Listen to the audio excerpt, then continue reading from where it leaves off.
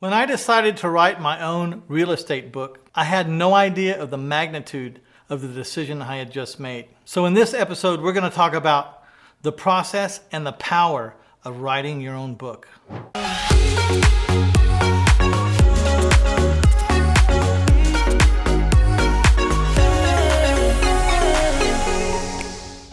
So in this episode, we're going to talk about why write a book, why you, because you're not famous, what to write about, and how to get published. So these reasons I'm going to tell you about why to write a book are not the reasons I wrote a book at all. When I was writing a book, it was for a whole completely different reason. Something tragic had happened. I was journaling. For some reason, I was journaling to a third party, and it was helping me deal with my grief. That later turned into a book.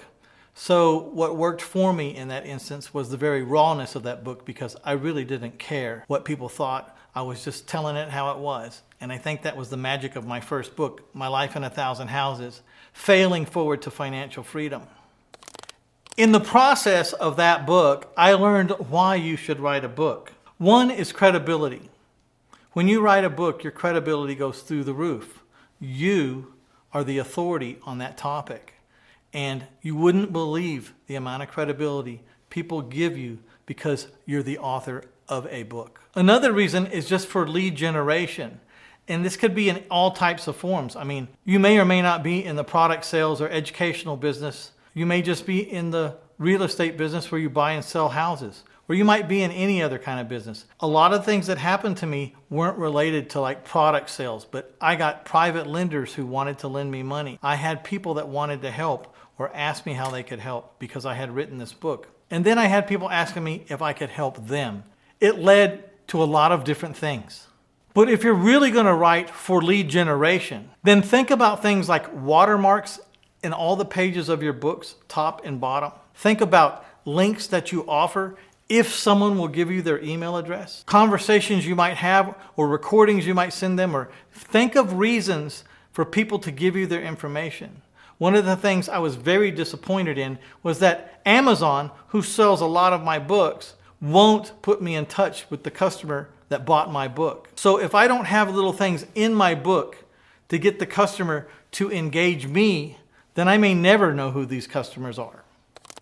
My book has taken me places and introduced me to people all over the nation that I never would have met without that book. It was amazing what this book did. It went places and it met people I had never fathomed I would meet. Some people were famous, and some people were just regular people that should have been famous because they were outstanding and they were gracious and they were giving and they were fun.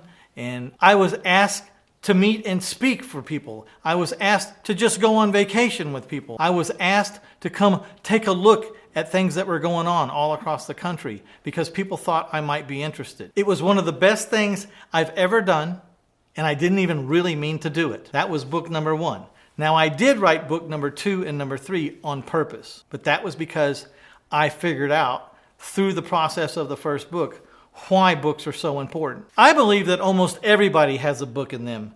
And people say, well, why should I write a book? Or I can't write a book. I'm not famous. Well, guess what? You are enough. Your personal experiences are enough. The way that you want to explain what's going on around you and to you and through you is good enough. If you have it in you to want to write a book, don't worry that you're not famous or that you don't have any supernatural power. It doesn't matter about that. You don't even have to be a top producer. If you've gone from this little level to this little level, there's someone who's trying to do the same thing. Help them by explaining your story. It doesn't have to be over the top. It doesn't have to be magnificent or a miracle or fantabulous. It just needs to show a story and help people move from wherever they are today, which is where you used to be, to the next level. The one thing that we all have in common is we all have experiences where we struggle, where we achieve, where we almost give up, and even when we win in our victories. So that's what you write about. You write about your time in the woods when things weren't going right, what you did to change them, and how life is now, and make suggestions and try to help other people do the same. When I wrote my book, I didn't know that it was going to help people. I thought I was venting, trying to help myself through some grief. And I was doing exactly that. But by telling my story, I've had countless amount of people tell me that I have helped them in their struggles. It's uncanny. It's unbelievable. I'm still in awe and humbled over the whole thing. But it's one of the greatest things I ever did was write a book. In the beginning, I thought I had to have a publisher or someone had to want my book. But we live in a very fascinating world and you can self-publish at will whenever you want. So my suggestion to you is if you have a story and you want to tell that story, don't wait for anyone's permission. You just start writing. If no one wants to pick up your book, that's fine. Publish it yourself. I didn't wait for anyone. I tried a couple of publishing houses. I tried to get a couple of people to pick up my book. Then I started to figure out, once I got a publisher, I wouldn't even own my own life as far as that book was concerned. So I decided to self-publish, if nothing else, but to be in control of my content, how it was sent, who it was put out to, what the price was, and if it got put on a shelf or not. Because my book gets put on a shelf when I say it gets put on a shelf. Because I self-published my book.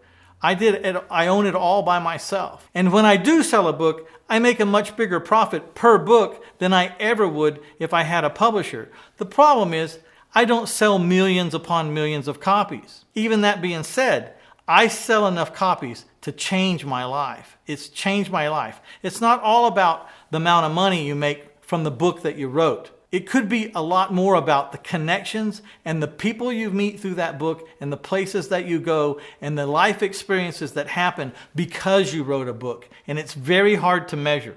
I can tell you this. I've raised millions and millions of dollars of private money because I wrote a book. I didn't write the book for that reason. That's just what happened.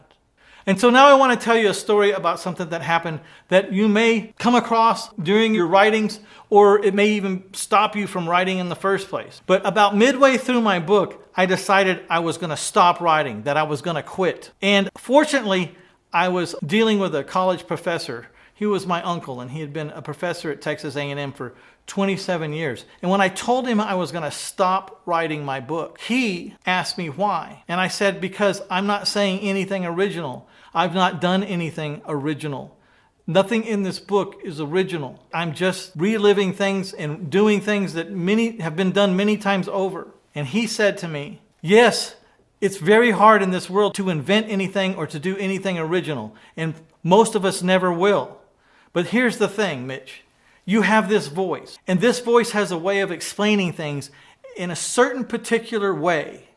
And if that voice reaches someone who would not get the message from any other voice but yours, then you are helping that person get to wherever it is they're supposed to be going. Not because you're original, not because someone else isn't telling the same story down the street or across the way. It's because the way they're telling the story is not the way you're telling the story. And the way you're telling the story is communicating better to a certain class or a certain set of people. And when he told that to me, I believed him. And so I kept writing, and I'm so glad that I did. So I would like to invite you to hit that like button and subscribe, because there's going to be many, many more episodes. And also hit that share button and share this with your friends and family. We'd appreciate it very much. To get a free and immediate download of the first 100 pages of that book I've been talking to you about, My Life in 1,000 Houses, Failing Forward to Financial Freedom, then just click on this link right here below, and you will have a download within seconds. Thank you for joining us. We'll see you on the next episode.